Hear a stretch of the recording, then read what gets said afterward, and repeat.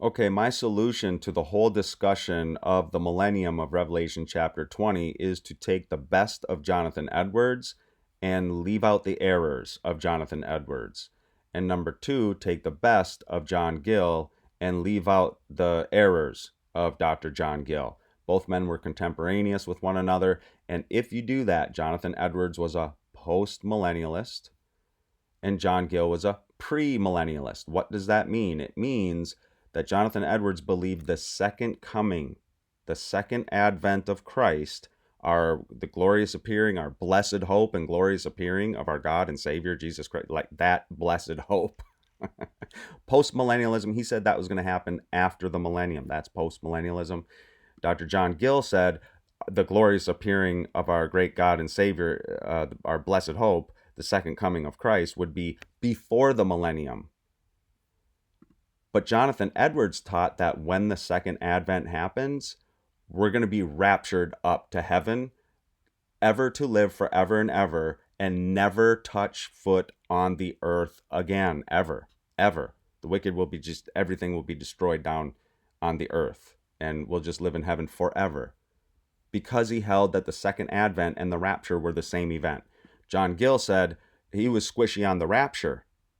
Jonathan Edwards 100% taught a rapture at the second advent. John Gill wasn't quite sure about that and thought we're going to have a 1,000-year millennial reign on the earth, as historic premillennialists always have, and this was their great error.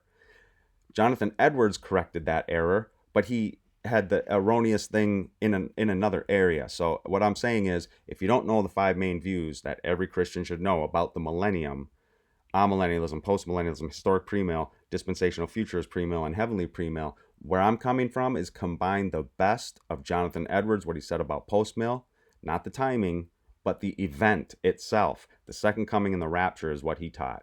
Historic premill of John Gill, the second advent happens before the millennium, but he failed to recognize the rapture and the second advent are the same event.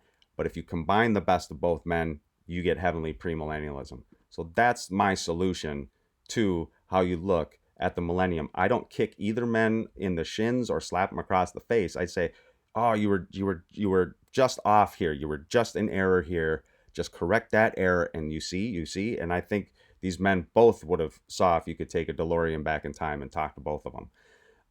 You could see. But I combine what these two men did, the best parts about these two men, and leave out their errors. And I recognize their errors. I know where they made their errors, both of them. That's what we should be doing when we talk about and coming to the millennium. So 3 minutes in, you guys want me to expand upon that a little bit? I certainly can, but that's why I'm coming from the heavenly premillennial view versus the